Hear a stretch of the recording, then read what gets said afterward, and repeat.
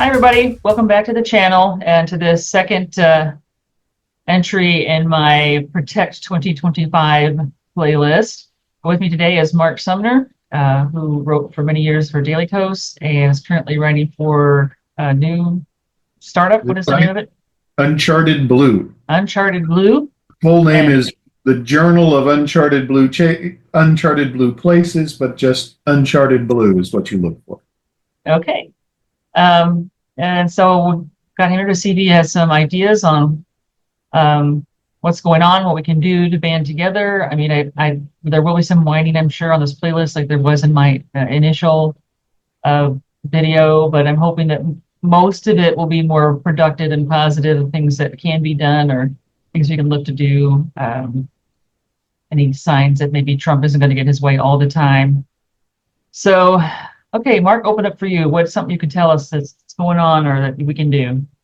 Well, what we're seeing right now is Trump's moving extremely fast this time to name that cabinet. We've had, 12? We had 12 cabinet level officials named in 12 days, which is extraordinarily quick. And it's sort of the opposite of what happened last time, right? Trump clearly did not expect to be in that position in 2016, wasn't prepared at all.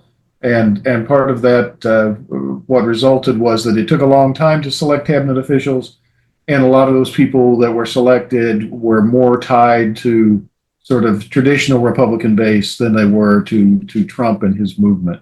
But we're getting the opposite of that this time. We're getting Trump moving very, very quickly to name people based entirely on their loyalty to him. So you're getting the extremely extreme selections. And you're getting them very rapidly. So already it feels like the old Gish Gallop idea, right? Where we're being hit with ideas, being hit with one ridiculous, frightening thing after another so fast that it's hard to finish reacting to the appointment of a Fox News host as Secretary of Defense before you get Matt Gaetz as Attorney General. So one of the things that I would recommend to people right now is like, don't hold back, but don't exhaust yourself. We're just at the start of this. We got 4 years to get through. We really need to pace ourselves in our outrage, but that doesn't mean not paying attention. The one thing we can't do for the next 4 years is look for a nice hole to hide in or rock to crawl under. I think I said the day after the election, the first thing I did was go looking to see if anybody was researching long-term human hibernation and were they looking for volunteers. But unfortunately, we can't do that. So we've got to stay engaged and pick your battles, but don't let things drift by. Yeah, I think I spent some time the first 2 days of the election looking up like top 10 countries it's easiest to move to if you're an American. Portugal was on the list, which surprised me. I thought, well, I actually saw articles like that show up in several major papers. They were anticipating too, or maybe the journalists were just sharing their own research. But yeah, I was unfortunate. New Zealand would be my choice. It seems about the right distance, but it's lovely. Yeah, but unfortunately, it doesn't seem to be in anybody's top 10 easiest to move to list. No, I actually looked into that after 2016. I thought, I love New Zealand. Could we move there? But it's pretty hard. You have to have some skill they really want, or they don't want you in there. There's several Caribbean countries on there, but that might be easier. It wouldn't be that far away, I guess. I think Belize is one of those where you can be a citizen tomorrow if you just have the appropriate check. Yeah. It's like, well, I thought, we sell our condo or whatever. We have enough money to just like, here's some money, let us be citizens, and then just suddenly, live somewhere else. Right. But if we stay, right, we've got to we got to stay. Something. And that's what we assume. We're gonna stay. We're gonna fight. I think people are disappointed. You can see the difference between 2024 and 2016. After 2016, you immediately saw people almost pouring out into the streets. Big protests were planned. very soon after the election. A lot of those protests happened before Trump took office. A lot of the most memorable large-scale protests that we saw. And you're not seeing that kind of organization this time. And I think part of that is in 2016, people did see it as an aberration, right? This is a mistake. People didn't know what they were doing.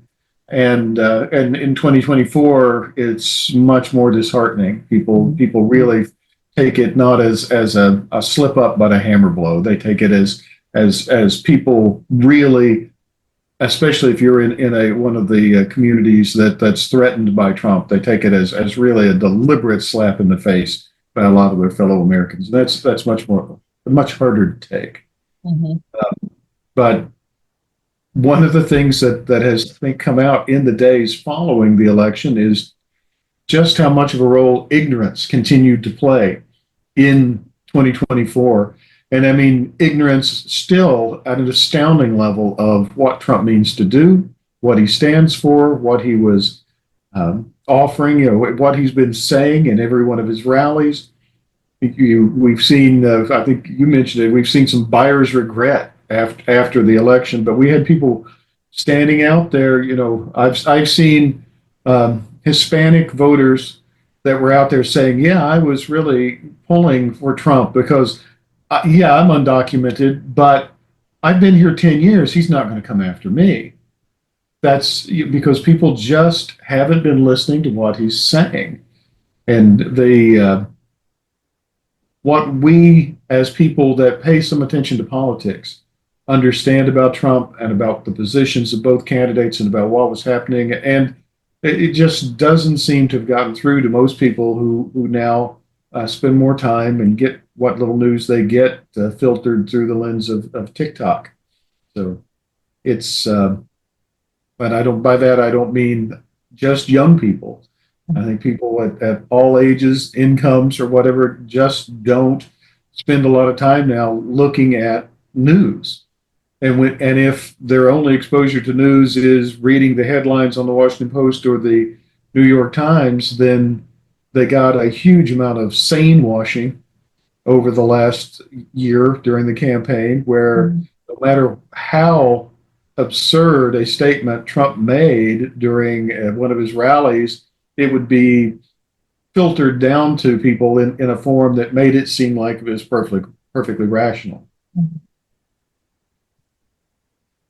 Yeah, it's hard to believe people don't know what he said. They support him, but then it's like he actually said he was going to do this. I mean, what more can he do than tell you, I'm going to deport 80 million people, or what? I don't know how many, millions of people. 8 million? Billions of people. Yeah, the number that he's given has run all up and down. I think the number that I see mentioned in Project 2025 and in other Republican sources is around 20 million people.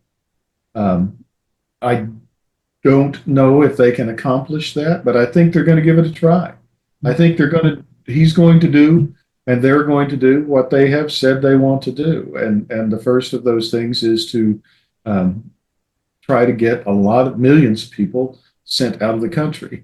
There's going to be some difficulty in doing that because a lot of the very wealthy people that supported Trump are dependent on undocumented workers and on low-cost labor, and they're going to want to keep hold of their laborers. So I would be completely unsurprised if the first thing that you saw after Trump has built his concentration camps along the border is them to come up with a program where they will now kind of lease back workers from those camps to employers in the United States. A sort of vast expansion of the private prison labor system. I think that may be ultimately where a lot of this is going.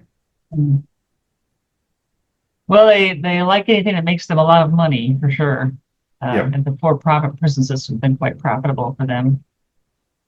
So, yeah, it's we had a little bit of schadenfreude watching as people go, well, I didn't know when I voted that, he was going to deport me or my grandma, or Right. he's going to round up these people, or he's going to get rid of the Department of Education. What am I going to do? My kid has an IEP. Oh well. But I used to work at a Chapter 1 summer school every summer as a full summer job, and that was federally funded.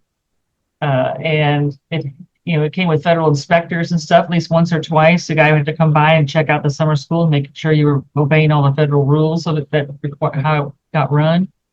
Like you could only have like no more than 5 children per teacher. Every teacher had to have an aide. There was all this almost individualized instruction to try to get kids back up to speed for fall. But I guess that'll be gone, right? If it's not gone already from like No Child Left Behind or something. But those kind of programs, you don't count on those anymore. And now people are like, well, but my kid's autistic and he needs these special programs. It's like, well, sorry. I mean, it's hard to feel too sorry for you. You voted for the guy who said out loud he wants to get rid of that. It's there are a few topics where you can't really discern what they're going to do by just thinking about what's going to make the most money for someone. And in this case, the destruction of public education at all levels has been a long time Republican desire, and they've worked at it very hard, and they've worked very diligently at creating the memes and the language that's necessary to convince people that getting rid of public schools will be better. And certainly they've worked very hard at making public schools as bad as they possibly can be, so that they can then turn around and sell people on the idea that what you really need are private schools that someone can make a profit. Right. Everything has to be for profit. Yeah. Healthcare, prisons, education, things that should not be for profit. Right. Yeah. So what other things are going on? I know I keep seeing people reference Bluesky. It's sort of like a Twitter-like thing, but I never really understood Twitter, so I don't really understand this either. So how does it work?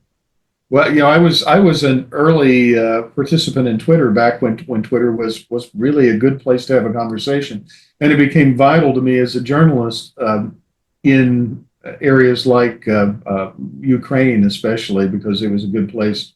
I can go to Telegraph, and I can use my Google Translate to try to see what people in Russia and Ukraine are saying directly, but really some of the best journalism and some of the best available on-the-ground sources were reporting through Twitter. So it was really good for quite a long time until Elon bought it and just ruined it, purposely ruined it. And Bluesky is one of several alternatives that popped up in the wake of that purchase. Bluesky, I won't get all the details right, so I'll just generalize here. Bluesky is set up in such a way that no one person controls it or owns it, and that makes it very difficult for someone. And in fact, it may be some form of nonprofit that actually is at the back of Bluesky. It has the kind of community vetting that Twitter had back in the good old days, and it's grown very, very rapidly over the last month. Since the election, I think it has gone from about 10 million to 19 million users on Bluesky, so it's pretty much doubled. And you're starting to see a lot of the people that were the big names on Twitter coming over to Bluesky. I only had about 15,000 followers on Twitter, so it wasn't that hard for me to pull the plug and move over. But even with just a couple of hundred followers on Bluesky, the algorithm on Twitter had changed so much so that if you were progressive, you were just a journalist, or you were trying to say something that was, say, factual, Elon was throttling your speech to the point where you sometimes would feel like you were just dropped that statement down a well.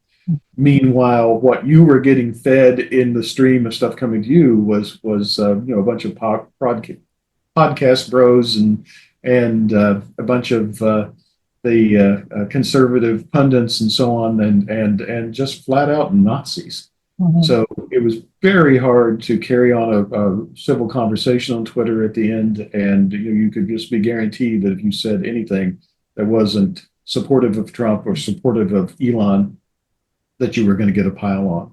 And they made it harder and harder to block people so that you didn't have to listen to the Nazis. Anyway, Bluesky has good social controls. It so far seems to be a very nice community. People may call it an echo chamber, but Fox is an echo chamber. Newsmax is an echo chamber. Right now, the right has a lot of echo chambers that amplify and spread their message and convince people to see things in their way and give them a very filtered view of the world. So the left maybe doesn't need to emulate that completely, but the left needs some outlets. Definitely needs some way to reach the voters. If I was to take any lesson away from this election, it would be that we failed in reaching the voters. If you look at Kamala Harris, it's hard to imagine that anyone could have run a much better campaign that she did, Mhm. that anyone could have done more to reach out to the center of the country and to try to build bridges into the right, into the Republican base.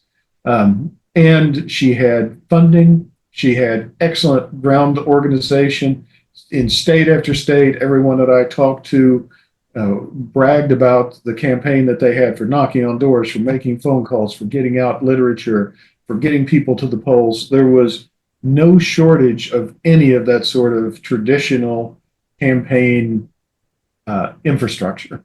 Mhm. And yet it didn't work. The turnout was terrible. Trump won, and he won by not getting any more votes than he got in the past. He managed to win just because the opposition failed to show. And that's, that's a real lesson that we should take away from this. We're at a stage where all the lessons that we think, all the things that we thought made a successful campaign really don't work anymore. So what are we going to do now? Mhm. Good question. Yeah, I was thinking, when we elected Obama, that maybe we're moving ahead, getting, a little more civilized here. And then we had Trump. I thought, oh, we're backsliding, But it's a pendulum, because things move one way and then they kind of scoot back, but then they move a little more to the one way, and then scoot back. So, but overall, you could be, Martin Luther King Jr. is saying that what the arc of history leans Arc towards of history. justice. And it's like, well, maybe, justice is just going to come, but it's going to take longer and longer than I thought. But now we get to Trump a second time, and it's like, I'm not sure if he's the anomaly or if Obama was the anomaly. Are we just going to see, the United States sink deeper and deeper into complete ignorance and stupidity and willful ignorance? Certainly. I mean, I suppose a bunch of those people who didn't know what was going on could have learned, right? They all probably have a phone in their pocket. They could have looked up tariffs or whatever. There's a phenomenon going on right now, and it's a combination, I think, of social media, and it's aided by the AI that we're seeing right now, which is, if you look back, this is going to seem like a little off target, but I'll get back to it. If you look back at about 20 years when simulation theory first came out, this idea that we're living in a simulated universe like the Matrix. One of the fellow that wrote that, the professor that wrote that, Nick Bostrom, argued that if you can create a simulated universe, then you can probably create many. In fact, you may be no limit on how many you can create. So if it's possible to create a simulated universe, then the odds are good that you're in a simulated universe, because the number of simulated universes is going to vastly outnumber the number of, quote, real universes. And we're kind of at that point, not in terms of simulating the universe, but in terms of simulating facts. We're at a point where it's increasingly easy to create something that spreads quickly and looks like a fact, and increasingly difficult to debunk that fact.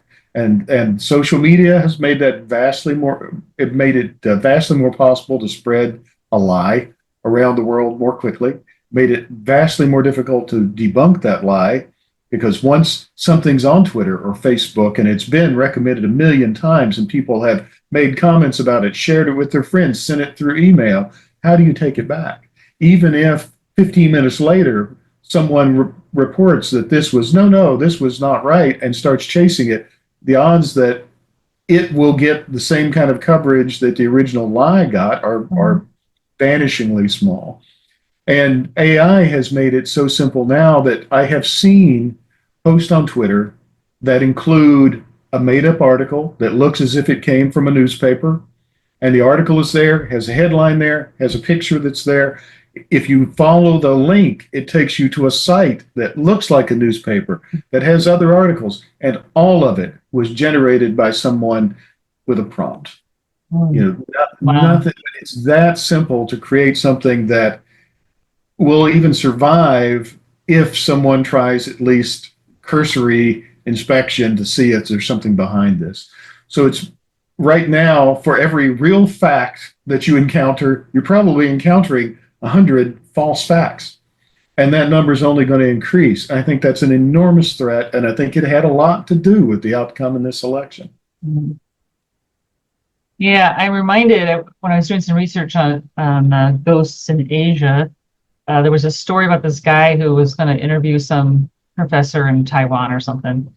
And he lands, and he gets to the campus, and he's like, I'm going to talk to Dr. So and so. And like, oh, well, there's this ghost on campus because he said he's going to interview him about a ghost thing. So they're like, well, okay, yeah, it's this doctor, and he's got this ghost on campus, and it was a student who was so upset at getting a low term and a low grade in his midterm that they committed suicide. So I mean, he's kind of sensitive about that. So I don't know if you really want to talk to him about that or not, and maybe you shouldn't mention it. He's like, oh, okay. So then he goes and talks to the professor and says, hey, I heard that, about this ghost and whatever, and gives the story. And the guy's like, well, actually, I made that story up. And every time I tell it to people, I tell them it's fiction and then I made it up, right? I never tell the story like it was real. And yet, on campus, it has become real. So that when someone comes on campus, this is getting told, well, there's this ghost and this professor and the whole midterm and suicide, blah, blah, blah. And it's like, it's gotten, he kind of did as an experiment, and I guess it got away from him, right? Because now it's got a life of its own and he can't bring it back, right? So it's like the fact wasn't enough. We had to turn it into something else, right? It was more interesting that way or whatever. You can see artifacts of this thing, of this type of thing, in a lot of the statistics around this election. For example, if you asked an individual, like, how is your income, your job, how are you doing economically? Most people reported, in fact, a large majority of people, something like 75%, that they were doing well, that their personal situation was fine. If you asked them about how their city or state were doing, they would report, oh yeah, it's doing well. I think Alabama or Indiana or whatever state you asked about, you'd get a majority of people in that state saying, yeah, the state's doing great. But if you ask them about the country, then you would only get about 30% of people saying that the country was doing well. How can every state be doing well and the big majority of people be doing well? And yet, if you ask them about the country's not doing well. And the answer is they've just heard that so many times. They've been told so many times that there's an economic problem that, we had at one point a majority of Americans saying we were in a recession. We were not in a recession. We were actually the country that survived the post-pandemic economic threat the best. Our economy recovered the fastest. We've had the most growth. We've had the lowest unemployment. And yet, that doesn't seem to have gotten through to people because the negative story has been repeated so many times in so many different ways, and that's what's stuck with people. Yeah, a lot of these people I see being interviewed like, well, I voted because of the economy. Economy's so bad. It's like, well, how much better do you want it? We'll get like the highest GDP ever or whatever, and the lowest unemployment rate, and the inflation's at 2% or something. Now, how much better can it possibly get? But the economy is bad, so Right. vote for Trump. Yeah, it's pretty disheartening that people are that ignorant because the information is out there, and we're not at the point right now where it's I guess the truth is completely covered up. You can just look it up. Yep. So, but you didn't. But now you're looking it up when it's too late. I mean, apparently the top search on November 6th was like, how can I take my vote back or something? It's like, what do you mean? How can you take your vote back? Maybe you should have thought about that 2 days ago or longer. And how taking it more seriously who you're going to vote for. And that's, So, one of the things that you saw during the campaign was when numbers would come out for unemployment, for example, Trump would be the first person to say, well, those numbers are fake, right? When numbers came out that showed that the rate of crime had greatly decreased, the Republicans at all levels repeatedly said, well, they're leaving out cities that they weren't. No, that numbers don't count. These numbers are, we know that crime is way up when crime was way down and has been consistently going down for decades. Mhm. So why were they able to sell this story? But part of it is the undermining of expertise. That's one of the big Republican successes over the last 8 years. You can see it certainly during the pandemic, was the way in which they've undermined faith that people have in experts, health experts, government experts, scientists at all levels, and now what we get is Robert Kennedy Jr. Heading up our healthcare. That's the result of that. Mhm. Yeah, don't listen to the experts. Listen to some dude who's trying to sell you crystal healing or something, or Right. and he's going to tell you what a holistic diet will solve everything, or when you just get the fluoride out of the water, we'll all be healthy, or whatever it is. Yeah, I don't know. Maybe we need to go out and run over more bears or something. I'm not quite sure what the prescription is going to be. I have newt, I guess. All right. So, is there any other positive thing we can see? Is there any like coming together? Any coalitions we see like trying to work up this now? Because I see a lot of people saying we need to come together or whatever. Or we have to Right. keep fighting, and it's like, okay, cool. So I've decided to put up this playlist. But who am I going to be fighting with, or how am I going to contribute more than just throwing some videos up on YouTube, right? There. I'll mention a couple of things. Bluesky, you already mentioned, is a good site right now that seems to be the place where people are kind of treating it as a refuge from Twitter and from other social media platforms that have just become overrun with not just right wing, doesn't do it justice, but with hate speech. And that's a good place to go to have good conversations and to have good organizing conversations, talk to people about what you can do. One of the things that I think Democrats might look at taking away from this is um, being more involved in your local area. I know that's trite, and it's easy to get on and just give $20 and to the Harris campaign or to Act Blue or something like that. But you might be much better off to spend that $20, or better yet, spend a couple hours working with your county Democratic organization or working with one of your local campaigns on a specific issue. We don't have to wait 4 years to change things. We've got congressional elections coming up in 2 years, and we've got local elections that'll happen next year. And all of those are important in terms of turning around the momentum of what's going on and doing our best to prevent Trump from achieving his goals, which are bad. So we want, even if it seems like, gee, Republicans have got the Congress, Republicans have got the Senate, Republicans have got the White House, they've got the Supreme Court. So what's the point? We should just get out of their way. But that's the last thing that we should do. We've got to do everything we can, even if that's just dragging our feet. And we should still make those phone calls, even to the congressman who's Republican. You should still be out there marching, even if Trump is threatening people that march. In fact, that may be one of the most important things that happens over the next 2 years, is whether people will turn up and do the kind of protests that we saw 8 years ago, even in face of the threats that Trump is making against protesters. That's going to be a critical thing, I think, in the next 6 months. But one of the things we might look at for how we handle things in the next 2 years is, instead of tossing all our money into a big pot and counting on TV ads and traditional campaigning to carry the way, think about whether or not you want your Democratic candidate to donate to, say, childcare in your area. What if instead your Democratic candidate was spending his time doing Habitat for Humanity now instead of after he's out of office? What if your Democratic candidate was involved in the local area and the funds that were collected for campaigning were going into your community in ways that were much more visible?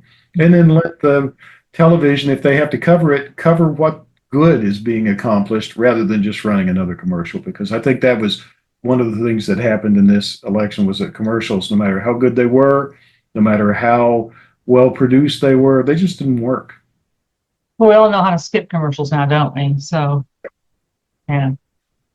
Okay, well, I had suggested briefly on my last one that maybe we'll have to have an underground railroad, and try to get the gays, the trans, the Yeah. undocumented immigrants to safe houses or to another country.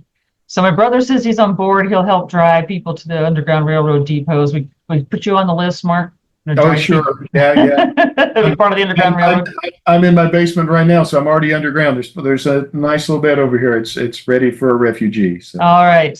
Well, maybe that's one thing we're gonna have to do. I hope not. But thanks for joining me today, Mark, and appreciate having you on. Thank you for having me. And remember, people, if you liked it, hit like, or you can hit dislike.